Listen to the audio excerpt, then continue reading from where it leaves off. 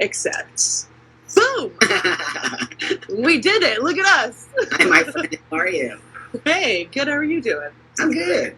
Awesome. Thank you so much for doing this. This is going to be really fun. Are you kidding? It's an honor. Thank you for asking me. I was just explaining to everybody. I was like, just so you all know, like I followed Buck for a while, but something that reintroduced me to you was that YouTube video. And how I like that you specialize with almost trying to communicate with more conservative minds and trying to draw that bridge, right? That's right. And so I can relate a lot to that. And like some of the things you were saying, I am no stranger to controversy myself. So, sometimes people just don't want to hear you say the things that you have to say. Nope, not at all. And I appreciate that you see my intentions. My intentions are good. They are. Whether anyone wants to believe that or not, I go into those. It's not easy. You know that. Yeah. I'm totally in the hot seat with people who do not believe we exist, me and you.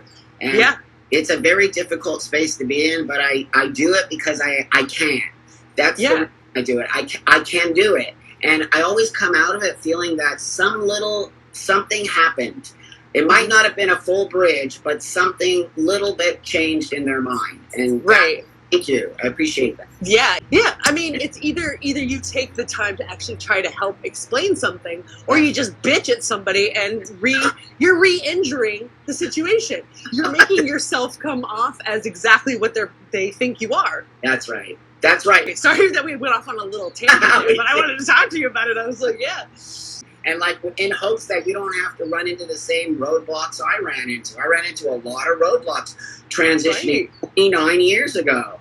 I mean, it's like... Wait. How long ago? I'm sorry, 29. What? 29, folks. 29. That's as old as my girlfriend, people. Good for you. All right. Yes, thank you. Honestly, as an example, I can even talk about, I also have another channel that I do called Dyke Discussions. Ooh. It's literally called that, right? Ooh, I'm following. Because we do stuff, you and I should do one of those and have one of these conversations where it's not about your chart, because we can get into some stuff. Ooh. Like being language and Dyke Discussions is about taking the old thought and the new thought and figuring out if there's a happy medium, why we should change our language of old thought, if we should. Right, and why the younger generation needs to understand where the hell everything came from. That's right. That is so right there. You said it. Mm-hmm. Where did it come from? I always look behind. Where did I come from? To understand the struggle and how we've gotten here and why you get the things you get today. And and it was so much harder for us to find that. Oh my God. It didn't exist. It's not even, I didn't have this. I didn't even have the internet. I didn't even have a cell phone. My first cell phone was like a World War II walkie-talkie. It was like... Totally. All right, sorry. Moving off on another tangent. I have my laptop. I'm ready now, okay? I'm sorry, everybody. All right, let's read Buck's chart, shall we? I'm going to tell you all what his big three are first, and then I will go around and do the whole spiel like I normally do.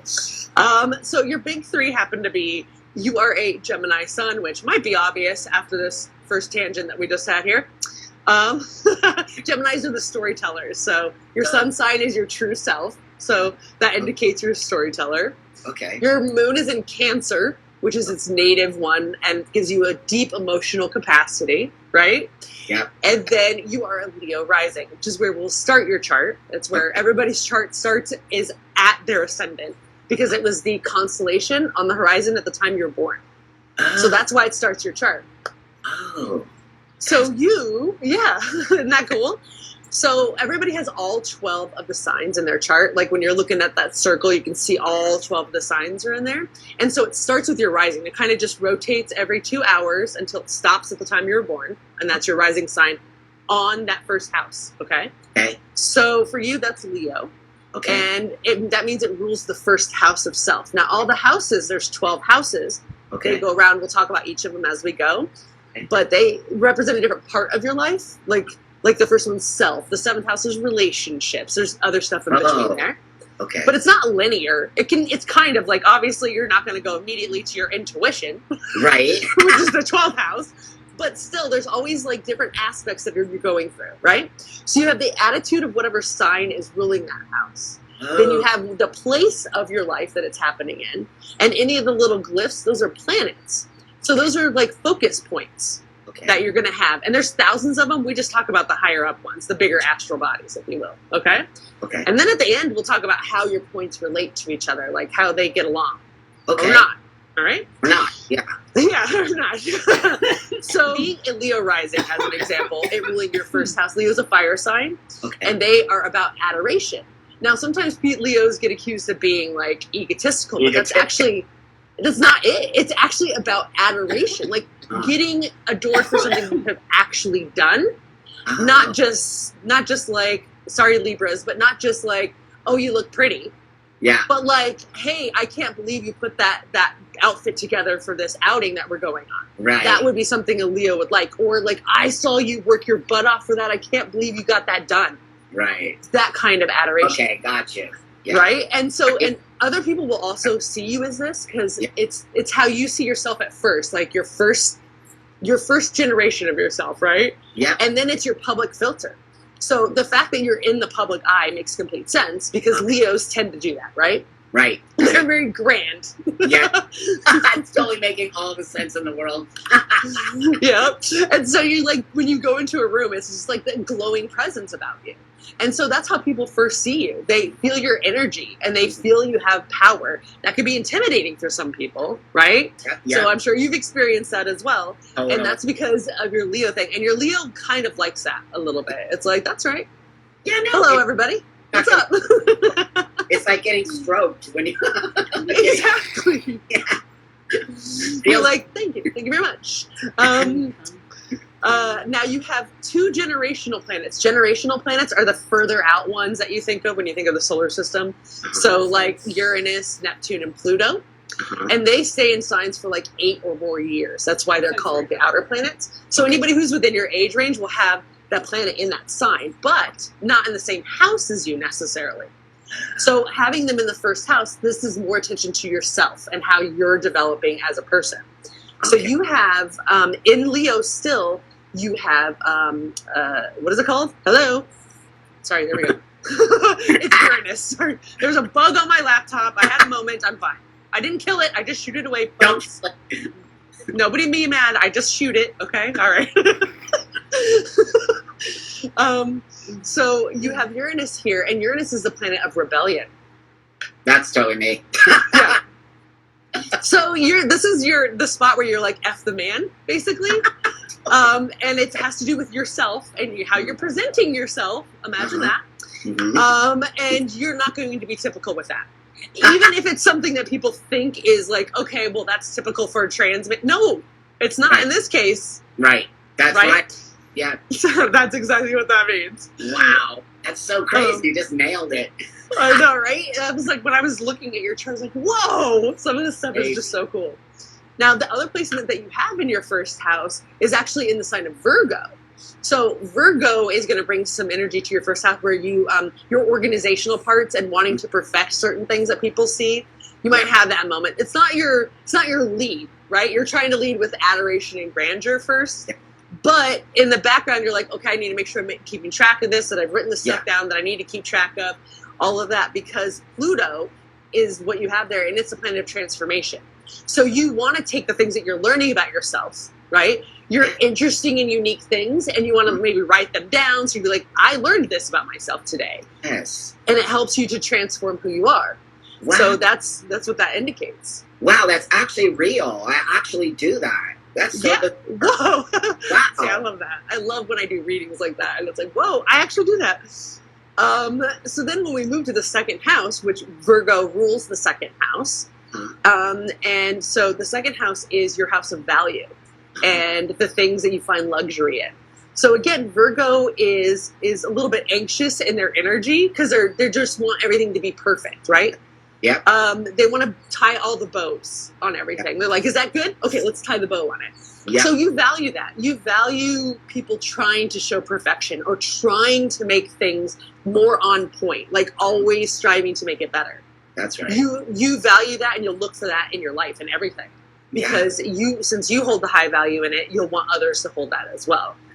Now, that being said, now we're on Libra. Sorry, Libras again. I'm always after Libras. Okay. Libra rules your third house. So while it is the air cardinal sign is a mode. There's 3 modes in astrology. There's cardinal, it's hinge, that means to open. Those are the signs that start the seasons. They initiate things. Like Aries season, right? So spring equinox, Aries. Cancer, summer. Libra's fall. Capricorn's winter, right?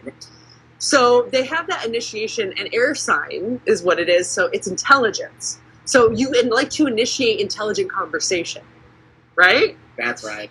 Now, you want balance, though. So you want to create some balance. You actually like to debate it, but you want somebody to know what they're talking about, right? You don't want them to just come in and be like, okay, I don't believe you. That's right. That's right. Thanks for backing that up. Like, thanks for that conversation. Woo! That's pretty much today. That's how everyone has a conversation. They're like, well, that's not what I want, so there. That's right. Real. Now, interesting, you also have Scorpio in this house, and it has a placement there. So Scorpio, coming into your communication, it gives you a bit of some mystery and sensuality, but also always looking for truth, because Scorpios are the detectives. So now we're bringing that into your communication. You can see when somebody's not being truthful in their communication, because Scorpios have this weird thing of like, because they're about transformation, if something is off with a person, and even if they don't know them that well, they can sense it. There's like something not smooth in how they're delivering it. Something. You don't even necessarily know what it is, but your little detector goes off, right? Yes. And on top of that, the position or the placement that you have there is Neptune, and that's the planet of intuition and dreams. Wow. So you are going to be fiercely protective of truth when it comes to communication, because this has to do with your intuition and how you've dreamed up things. And like you were talking about earlier, it really speaks to you not wanting people to have to deal with some of the things you've dealt with.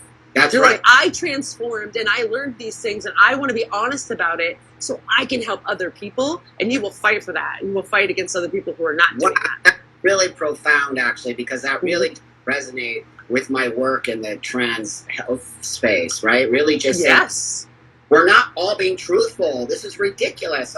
That's so weird. It resonates in my body when it's not truthful. I'm just so crazy. Yeah, you can't hit. It's like, it doesn't make any sense to you. What they're even saying, you're like, I don't understand why you wouldn't just be honest about it. That's right. So we can get there, right? We can get to this place that we want to find. Like I might be wrong, but I don't know if I'm wrong unless you have honesty and experience, or like, where are you coming from? Where's the substance to what you're saying? Where's the substance? That's exactly. And it's going to get better, because now we're going into the house of home, the 4th house, and Scorpio rules that. So this is your roots, right? This also can indicate like where you were in your past life, and you have had a past life because you have a lot of older, later placements there. Yeah. So in your past life, you were a bit of a recluse. Okay? Yeah. You were kind of like seeking truth and always about transformation, but in a mysterious way. Like, you knew a lot about other people, but people didn't know a lot about you, right? And so that's your home life now, is kind of similar to that. You want it to be transformative. Your person that you're with, or people, I don't want to, you need to have very deep trust with them. And it's very difficult for you, because Scorpios don't trust anybody, and it's hard for you to be vulnerable, especially in your home life. Yes. Because you always want it to be truthful and honest there. And so it's hard for you to bring somebody else in when you don't trust them, right? Because they're going to screw up that balance. That's right. Wow. That's pretty right on. Yeah, that's cool. And then your 5th house. Now this is really cool. I was just on TikTok right before I came on here. I'm like, and I had your chart up behind me, and I was teasing to come over here to watch. And I was like, whoa, Sagittarius 5th house. That explains a lot. So Sagittarius is in your 4th house, but it rules your 5th house. The 5th house is the house of pleasure and the house of creation and like being creative. Mm-hmm. Sagittarius is the sign that likes experience, right? They're another fire sign, so action is always going to be incorporated into that. And for Sagittarius, they want to They want tangible experience, right? So like you're Gemini Sun, and Geminis are about reading and like talking with people and learning stuff from people and all that. But the difference is Sagittarians they like to learn from people, but it has to be someone who's actually experienced the thing that they want to learn from, or you've actually experienced it.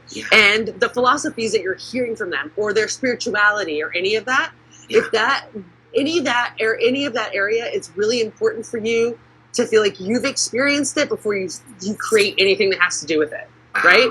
That you have a complete understanding, not just of what you've heard, but what either you've experienced or other people who have been directly affected by it have experienced it. And that gives you a very interesting, creative, like worldly kind of creation, where you're like, I want to create something that'll help the world. That's right. Give them more experience. I want to keep my experience and give it to the world, is what Sagittarians do. Okay? That's so amazing. Yeah, that's awesome. That is you. And now Capricorn rules your 6th house. Your 6th house is the house of routine. So this is like what, and some people don't like routines, especially Gemini Suns, right? But that could be your thing, because Capricorn is obviously very structured, right? They're the cardinal earth sign. So earth signs are about structure. And again, cardinal is the initiator of that. So you're probably pretty good at your routines. Like you probably are pretty good at keeping your schedule. You might have moments where you forget something every once in a while, because Capricorns are kind of like, oh, I'll remember that. And probably when you were younger, you didn't have to write shit down. Now you probably do, because you know, old. I get it. Same. I'm a Capricorn sun, and I have to write shit down now. Because I'm old, dude. And I smoke too much weed, so forget it. That too. You know? I'm like, I don't want to know what happened yesterday. 20 years ago, fine. Yesterday, I have no idea. Right on. But now, interestingly, like Capricorn will bring that to you, but you have Aquarius taking up a big part of your 6th house, and it has a placement in there. So Aquarius, its attitude is unique, right? It is not typical. So any of your acts of routine or things that you might do, like your everyday routine, is not typical. It's not what everybody else would think is typical anyway. It might be typical to you, but not to other people. It's the alien of it. Right. And again, you will be very worldly in your thoughts on that. Like not just you and your schedule, but the people around you. Because Aquarians are inherently humanitarians. So you're going to want to spend some of your routine time helping out in humanitarian ways, if that makes sense. You'll incorporate that into your routine. Now, that being said, you might do that too much because Saturn is there. Saturn is the planet of restriction. It's also the planet of results. Okay?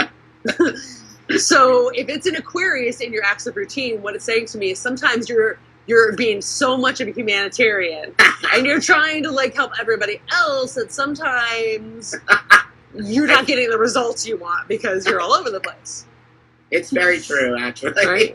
So Saturn's there to help with that. It'll try to restrict your uniqueness and your humanitarianism a little bit so you can get the results you want from your acts of routine, if that makes sense. I hear it from my partner all the time. Dude, come on, man. You gotta take time for yourself. Yeah. Now, Aquarius happens to rule your 7th house. Now, this is your house of relationships. Now, when I say relationships, this is long-term, meaning like not just intimate necessarily or romantic, but also like work, family, friends, all of that. People who will be in and out of your life in general for a longer period of time. And Aquarius rules that. So you like different and interesting, worldly oriented relationships. You like people that bring something different to the table, to your relationships. You almost, for lack of a better term, collect interesting relationships. That's true. Right? You're like, ooh, this is an interesting one. That's right. And you kind of, because of the air aspect of Aquarius, I know it's an air sign, isn't that weird? But it is, again, a little bit of a mimic, right? So that's why you do that. You'll gather and you'll like collect things that you like from these people. And you're like, ooh, I wanted to be more like that with this. Right. Or I like how that person's doing that. Especially unique or different things that you've never seen before. Totally into that, right? 100%. Uniqueness. Now, excuse me, cannabis, not COVID. Next t-shirt. I know. I need to make one so bad.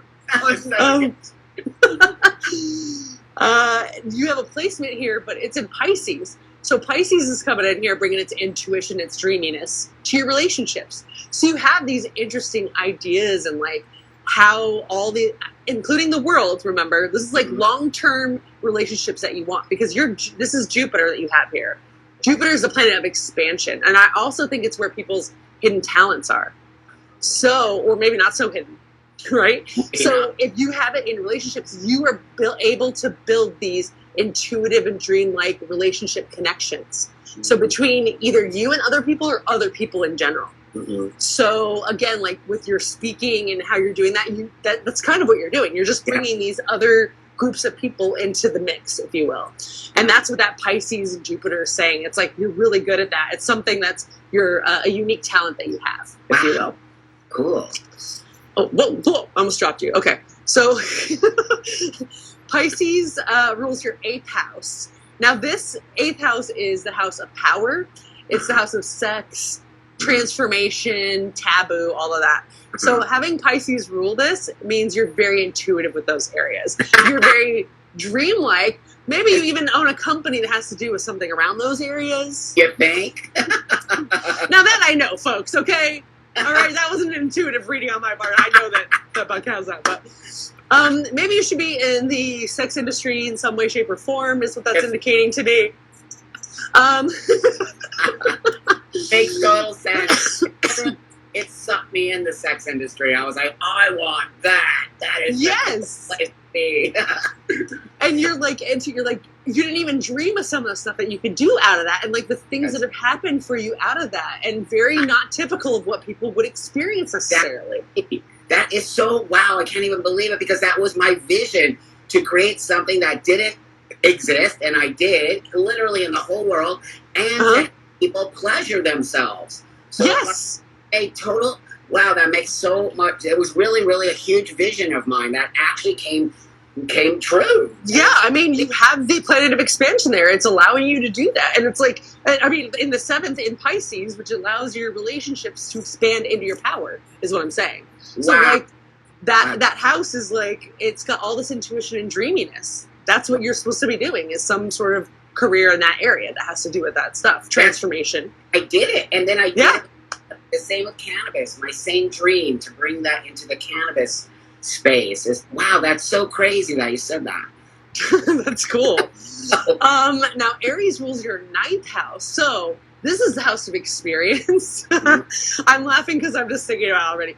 It's Aries season, and I don't know how much you know about Aries, but again, cardinal sign, but fire this time, right? Okay. So bringing that kind of energy into your 9th house of experience, we can expect you to be very quick at acting. When somebody's like, hey, let's do a trip to blah, blah, blah, you're like, okay, let's go. Yeah, right on. That's right. You're one of those people like, let's do this. Let's do it. You're into it. You might go, whoops, later, but you'll jump onto it right away. Yeah, you're like, you want to have the experience of it. You're like, ooh, it's just something new and different. I'm going to gain experience, which is going to give me more information to transform, to feed all your other parts that you want, right? Wow, yeah. And on top of that, you have actually Aries native of Mars, even though it's in Taurus. Okay. In that house, meaning, so Taurus is an earth sign, and it's the work hard, play hard sign, right? Yeah. So it's like, I want to work my booty off. And in this area, this is about experience again. So your philosophies, your spirituality, you have value. You're going to look for value in those things, and how to create more value by your experiences, right? And so you're very passionate about it, because Mars is your top energy. It's what you want to be dominant over, okay? Right? It's what you want to have control of. So having it in Taurus is you want to be in control with luxury and the things that you value, especially when it comes to your experiences, your philosophies, and your spirituality. If you were in control of that, nobody else is going to tell you how to deal with it. That's so true. As you know me, I'm like, no, it's my story, my life. Exactly, and that's literally what you're saying. And ironically, it's right. I mean, it's really close to your MC, your midhaven. This is the apex of your chart, right? It's really a big globe that we flatten to look at, but this is the very top of it. Okay. So that's why we call it the point of achievement, right? It makes sense. Yeah. Taurus is there for you. So you are, again, you will just stay slow and steady wins the race when it comes to your achievement. And you are looking for high value and luxury in your achievements, that's right? Yes. So you'll look at the system of different structure, and you'll be able to adjust it and make it more valuable and give it more luxury. And that's what you'll be really good at in your career. Yes. Now, remember how we were talking about you had Scorpio, right, as your roots? Yeah. Because that's the exact opposite. On the cusp of your 4th house is your IC, which is Enum coli. It's the root, the bottom of your chart. Oh, okay, right. So we were talking about how that's Scorpio. And so that's where, like, remember how you used to be a recluse in your past life, more about transformation. Well, now Taurus wants you to keep working on all that stuff, bringing that up to the surface, but finding the value and luxury in it. So that's what you're doing in this life, is coming out of that reclusivity, right? Open up, being a little more vulnerable, but Taurus is about security. So Okay. they're not, they want to be safe and secure with what they're doing, right? Yeah. So that'll be appeasing to the Scorpio parts, the old Scorpio Right. parts. But it wants you to keep going. Like, don't quit, just keep going. Don't hide from it. Just keep pushing right. it. God, so much of it totally plugs into my own philosophy of being out here and speaking.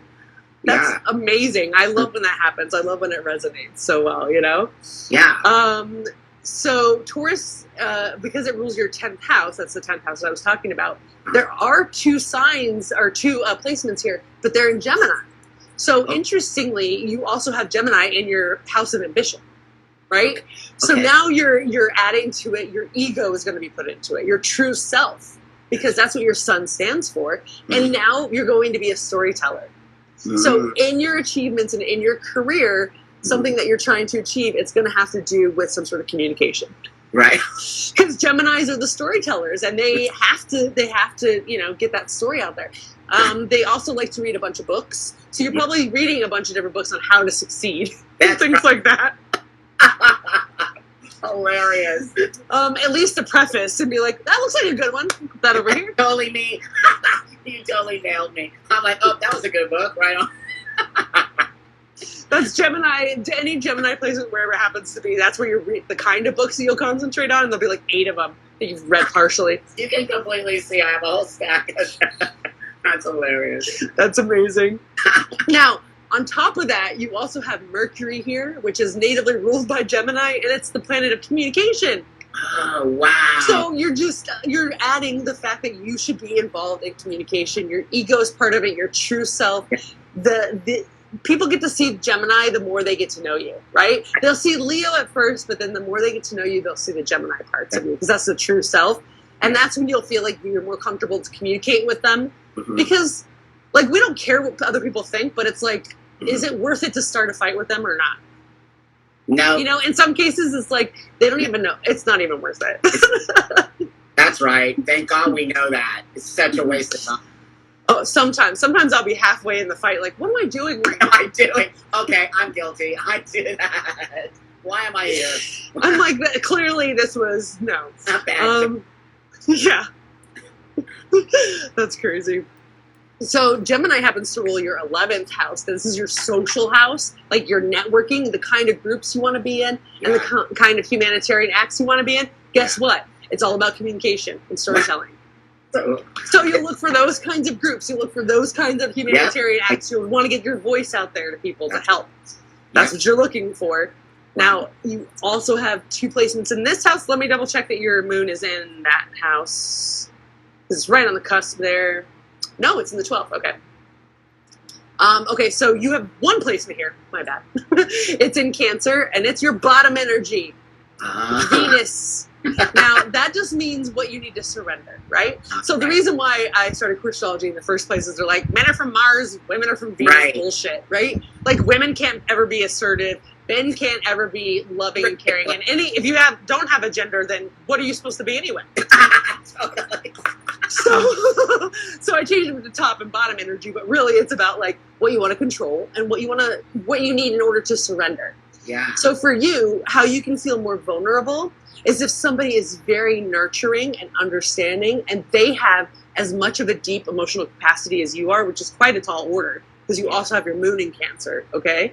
So, but if they're very social and very conscious of the society in general, that's something that you're like, oh, this person gets it, and you'll be able to kind of relax around them a little bit. And that's how you can surrender to somebody who brings their experience in social humanitarianism, if you will. Yeah. And deep emotional, like they can relate. They're almost empathetically tied with it, if you will. That makes total sense. I'm very, very connected to those types of people. I mean, why wouldn't I? Absolutely. I don't think an empathetic person or a caring person not have those relationships in your life, right? Absolutely, I agree with that. Yeah. having a Cancer moon, you just happen to have that already. It seems inherent to you, right? Mm-hmm. That's its native place. That's right. And now on top of that, it's in the 12th house, which is the house of intuition. And Cancer is ruling that for you. Okay. So you have this very, your intuition is very nurturing. Your intuition is to try to figure out how to nurture somebody. It might be tough love even, because you understand that, right? Yes. You have your moon there, and so it has that deep emotional capacity. It has that ability to look for what people need to feel emotionally for you to get through to them, for you to connect with them. So whether it's you being polite and kind, or whether it's you pushing them a little bit or agitating them a little bit to get them to communicate with you, right? Yeah, right. Because and by communicate with you, I mean where you can read them, because you have intuition there. You have that gut instinct, and your emotions are tied to that. It's like one of the most psychic placements is having a moon in the 12th house. Yeah. So no, I totally and sometimes I'll say it's a burden to have that sort of. Totally. It can be very burdensome on some level because I feel people's energy, and sometimes it's actually bad. And I can actually not even want to be around that person. Like I can. 100%. It's so powerful and crazy. Well, clearly there's a lot of empathic, because like I said, you're an older soul. You can tell that you've been around a few times. Yeah. And so you have some empathy in there because there's a lot of historical trauma and reference. And so you just, you don't understand how people can't be more understanding about things. Right. That is so right, but they haven't experienced it. They're probably new souls, or and it's like just give it a minute. It's kind of like you just want to pet them on the head and be like, "I'm here when you're ready to talk about it appropriately." For like adults, all right? Not like adults. Thank you. That's gone to the wayside. That doesn't happen anymore. Oh yeah, right. Oh man, but like I was looking at all the aspects that you have, like. Aspects are those lines between the points on there. And so each of them mean like different things, but I'll call out a couple of really interesting ones. Trine is something that is, it's the green lines on your chart that I sent you, but they're 120 degrees apart, and it's a good flow. Like they don't always work to get well together, but if they do, it's like really nice, right? And you have what we call a grand trine, which I'll explain. That's a pattern, not just an aspect, but you have a trine between your Pluto, which is transformation, and Mars, which is your drive. And so that when I saw that one, I'm like, it's in that it's you're all about that drive and experience and transforming, like transformative perfection. Wow. And so like they flow really well together. Like something that isn't flowing as well as when you have all these like secluded dreams in your Scorpio land, when you're trying to be like ooh, and your Saturn, so trying to be very unique and interesting and do these kind of routines, and your Scorpio's like, oop, you're letting people see too much, let's calm that down for a second. So you might have a little back and forth there, but there's never a bad thing, there's never a bad aspect. I look at them as like sometimes there's speed bumps here or whatnot, but let's talk about your water grand trine. Okay, most celebrities in general tend to have water or grand trines.